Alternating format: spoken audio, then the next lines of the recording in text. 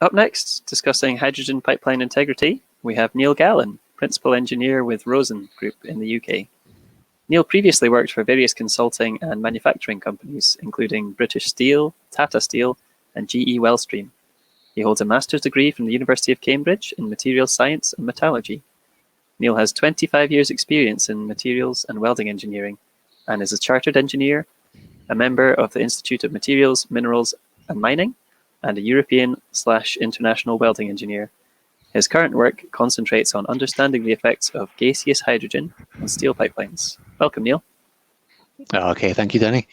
And I'm not sure about the slashing internationals, but yeah, I am a sort of welding engineer.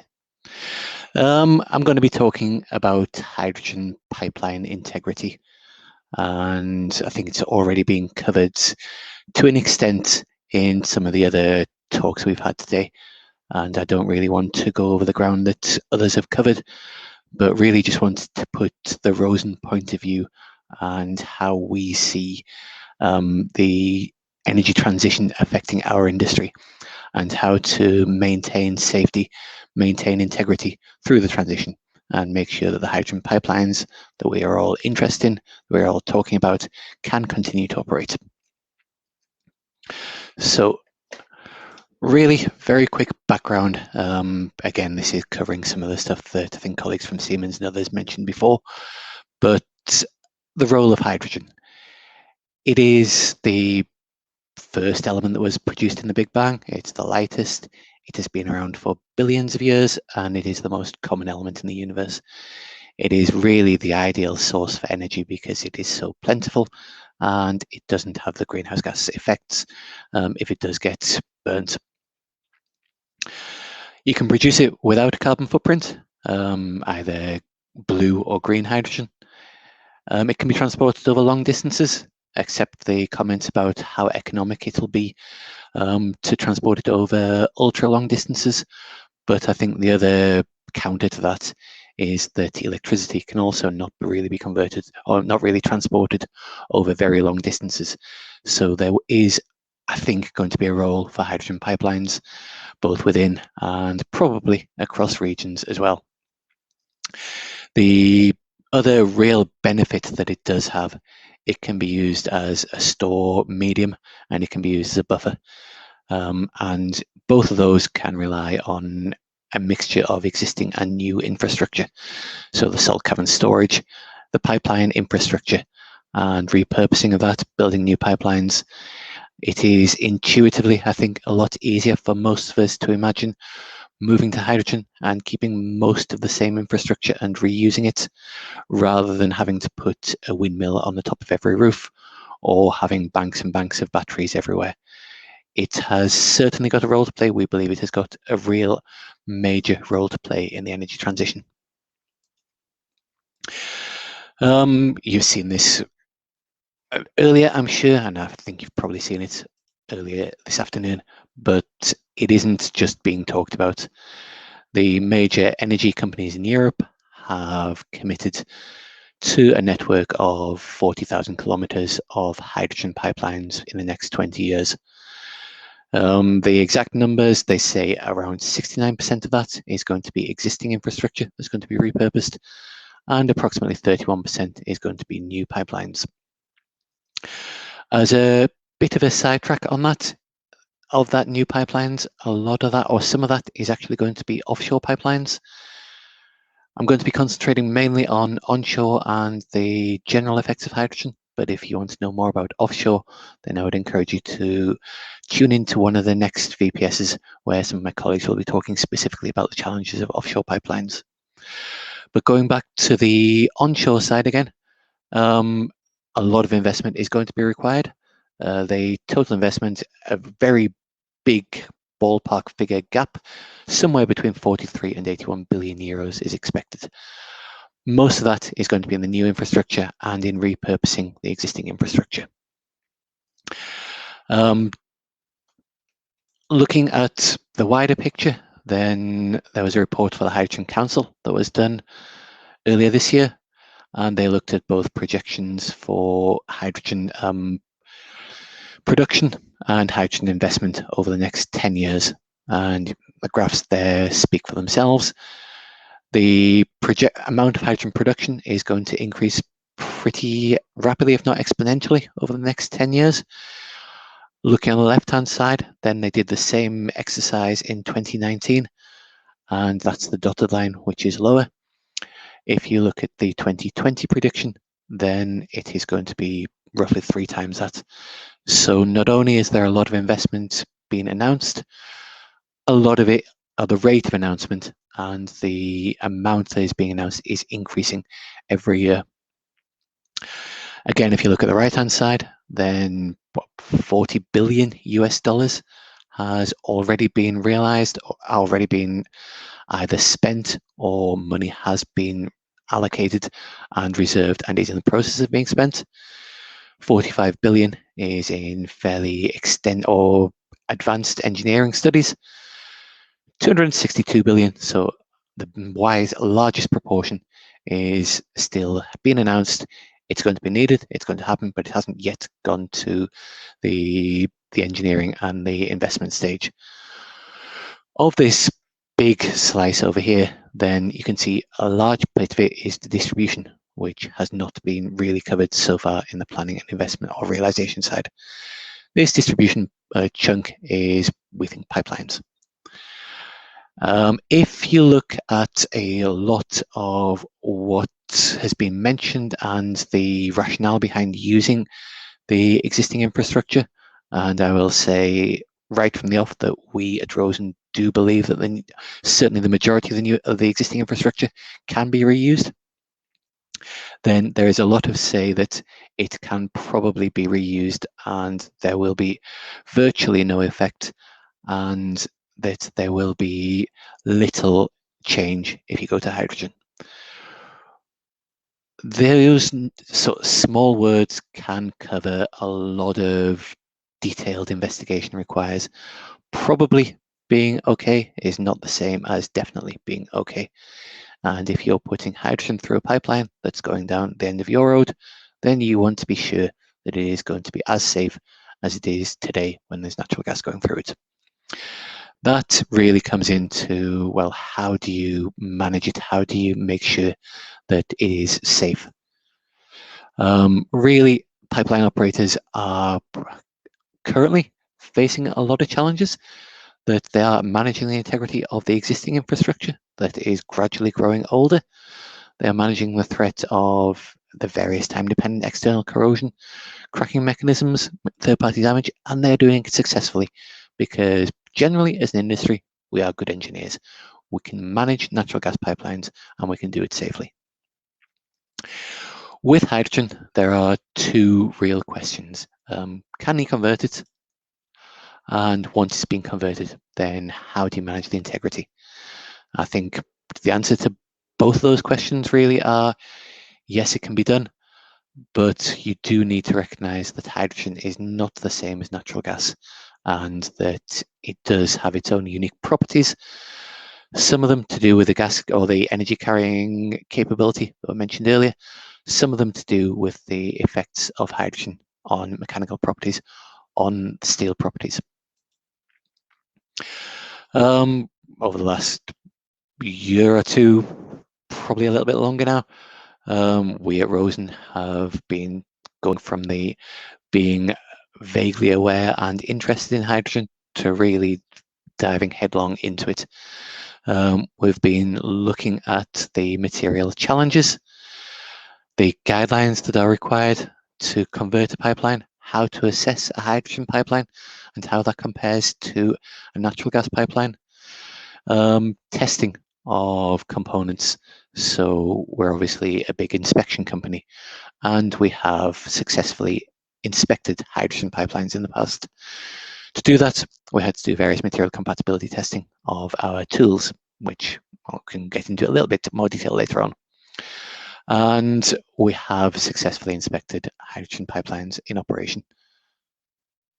So we have been learning an awful lot and we have been doing an awful lot of work to try and work out how to convert pipelines and how to assess them, how to manage them and how to inspect them. The major learning that we've been looking at that has really sort of been the most interesting and caused the most headaches is that hydrogen does have an effect on mechanical properties of steel. Your gaseous hydrogen that is being transported through the inside of the pipe in molecular form will dissociate at the surface of the steel, and it will be absorbed into the pipe wall. The effect that has, it doesn't have that much effect on strength as measured by yield strength. It does decrease your ductility if you're looking at ductility as measured by reduction in area or by total elongation. It reduces your fracture toughness.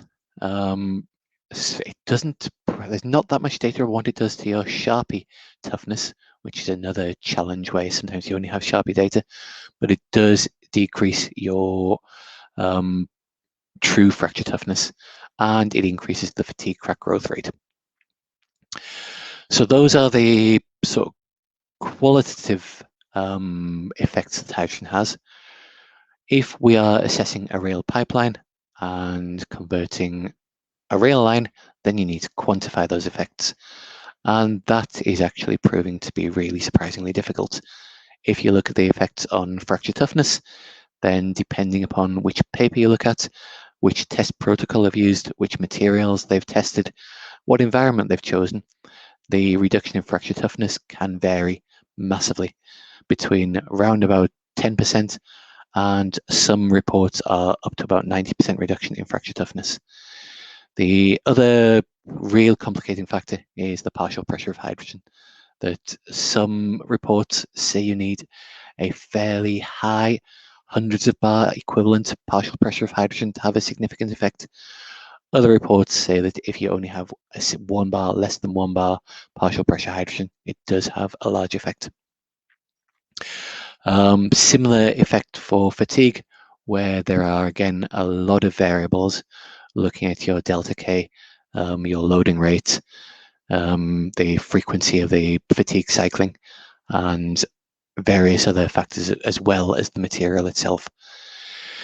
The way that I think we're interpreting this at the moment is that it is very difficult to realistically get safe, conservative, lower bound numbers that can be applied to all pipelines for all properties, and there is going to be a requirement for some form of testing, of characterization, of understanding the requirements and the reaction of that individual pipeline to hydrogen and how it's going to change. The general approach that we have taken to try and address these challenges and how we've adapted our learning is really summarized in our hydrogen integrity framework, which is outlined on here. There's nothing particularly conceptually difficult or challenging about it, but it's all about understanding your threat, gathering your data, working out what the credible threats are, seeing what data you need to quantify those threats, filling the gaps, and getting enough data there that you can make an informed engineering data-based judgment on the threats. You can then work out what are the real ones, what you need to do immediate repairs to, and what can be left a bit longer, how to assess it, do your final reporting, and feed that into an integrity management plan that is tailored, that is specific to hydrogen. A key part of this is data management.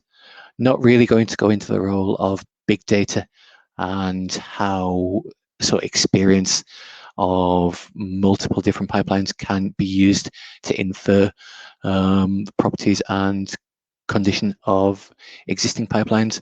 But again, I would encourage you to tune into one of the next VBSs where one of my colleagues will be talking about that. But start off with this data management, threat analysis, understanding the threats, and then choosing the right techniques, technologies to investigate. We can look at this as a phased approach. The first, most important key part of it is really understanding the project terms of reference and working out how you're going to convert the line, what the strategy is. Laid out some of the steps that we think are required as part of phase 1 here.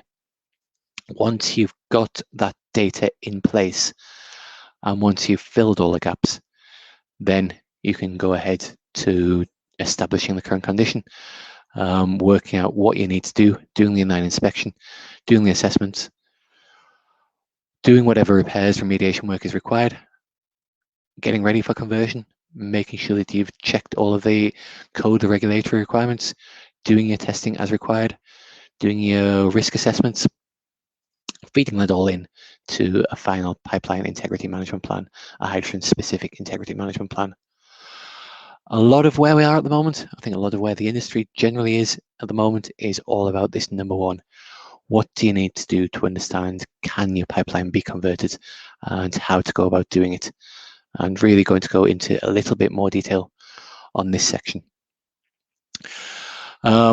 Mentioned before that we saw the real threats as being revolving around materials, so the effect of hydrogen on those materials, quantifying the effect on your fracture toughness, on your fatigue growth rate, and quantifying what is going to happen when you put hydrogen into there. The other threat which we see as being key, because fatigue is known to be a threat, because fracture toughness is known to be a threat, it's cracks. If you have any cracks in your pipeline, if you have any crack-like indications in your pipeline, then really need to understand those, to assess them, to investigate them, and possibly to mitigate or remove them. So the two real gaps that we see is needing to be filled in: material properties data and existing pipeline condition, especially with respect to crack-like threats. So the way that we've got it here, you can see the various steps that we've gone down there. Understanding the existing pipeline condition. That means looking at your existing records, existing risk assessments, what inspection reports, what ILI data, what construction records have you already got. If it is a fairly modern, well-maintained, recently inspected line, chances are most of this will already be in place, and it is really going to be a bit of a sense check to make sure it's okay. If it's an older line, where there's going to be less, I suppose, less recent inspections, maybe constructed in the 1960s, and some of the construction data, some of the repairs, the rerouting, replacements have been changed, then this is likely to be a bit more challenging and there are likely to be more gaps. Material properties is a key input, and it is investigating the material property data that is available. This includes not just the grades, it includes the original material test certificates from the manufacturer, if they're available, and it includes, hopefully, any cutouts that are available and whether there is any test data that can be gained from them. ASME B3112, which is probably the recognized code for hydrogen pipelines, does explicitly say that if you're converting a line to hydrogen and you haven't got the original material test certificates, you need to do a dig and destructively test at a rate of 1 per mile, which is obviously very, potentially very expensive, very time consuming as well. But it does reflect the importance of material properties and material data, knowing that. Looking at the route, the location classes, or whatever the local equivalent of those is, seeing where the hazards are. Key of this is identifying where the gaps are, and if there are any gaps in terms of your knowledge of the features of the route, of the materials properties, then what are they, where do they exist, and how do you fill them? Work out the strategy for how to fill those gaps, address any potential code nonconformities, make this pipeline hydrogen ready. Key part of this is the role of inline inspection and using intelligent technology to help understand the current condition of your pipeline and do this baseline inspection. Cracks, material properties are the real major differences between hydrogen and natural gas. And we as ROSEN have got technologies that are we think they are well suited and well fitted to addressing those and quantifying them, giving your pipeline operator a real chance to put some science and some engineering behind his assessments. We have got our crack detection, we have got our EMAT tools, which can run in a dry environment, so they can be run through a gas pipeline, and you can get crack sizing from your EMAT tools if required. We have also got, and I think we're probably the only people who do, have an inline inspection service that does actually directly measure your material property or the material properties of the pipe. So the ROMAT PGS service will give you a yield strength for every joint in the length of your line, which is really ideal and does help identify populations, identifies smarter dig locations, and works out where the real potential differences and threats could be compared when you put hydrogen into your line. And the DMG tool does inspect for hard spots. It is known that hydrogen does have an effect on the material properties. If you've already got a material property anomaly or a hard spot in there, then you need to work out some way to inspect them. The DMG tool is ideal for that. So really, we're looking at hydrogen-specific threats and defects. The threat is all revolving around cracking. The magnitude of that cracking threat depends both upon the size of the crack and the material properties that you are assessing the crack with, and the tools to address those would be your EMAT and your PGS, or crack detection and material property ILI. ILI in hydrogen itself, so if you do your baseline inspection, then you also then need to be doing ILI in hydrogen after the fact, and making sure that your cracks or crack-like defects aren't being generated or aren't growing. It's difficult. It is challenging. I know that it's a fairly hot topic in the industry at the moment. ROSEN have done it. We do it. This is a case study that we did actually 3 years ago. It was a 10-inch line for 1996. It was actually purpose-built for hydrogen, and there was a 19-kilometer stretch that required ILI. Previously, the sort of standard method for inspecting hydrogen pipelines had been used to use water as the propellant, and we worked with the operator, and in 2017 we successfully inspected it, re-inspected in 2019 using hydrogen as the propellant. To do that, we had to make various adaptations to the tool, use non-standard cups, adapted the design to account for different flow rates and pressures that we mentioned before, and we protected the magnets so they weren't dissolved by the hydrogen. Tools were obviously ATEX compliant. Results were that both times we were successful, and both times, first time ran through, we got 100% coverage, and data was acceptable for evaluation. Control of the run speed was tricky in some areas. There were some velocity spikes, but we could mitigate against those with the hydrogen-specific tool design, and we accepted all the data for evaluation. The outcome of this, obviously, massive cost savings from the operator compared to having to do the batching with water, and a lot smarter integrity decisions were available.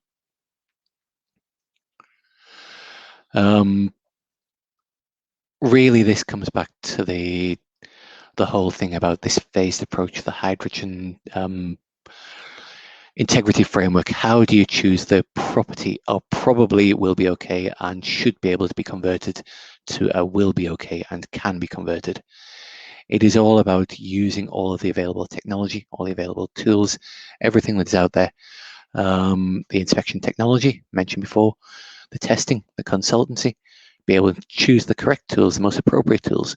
Not always the most expensive, not always all of the tools, but making sure that they're the right ones, and you understand the threats, and you're using the right tools to look for those threats. Managing the integrity of it, which all feeds into safety, compliance, the codes, how to extend the life of your pipeline, and how to ensure that it continues performing. You can see the rest of it there. You minimize your uncertainties, you increase your performance, ensure your compliance.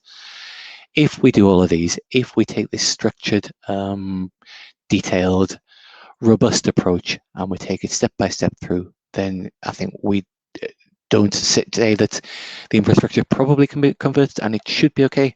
We say it can be converted and it will be okay, but we need to do it right, and we need to go through the due diligence, due steps, identify the threats and manage them. So thank you all. That's great. Thank you so much, Neil. Great presentation. We're just running a little bit short on time, so I'm sure anybody with questions on this presentation can follow up with you afterwards. Thanks again, Neil. Yeah, no, thank you.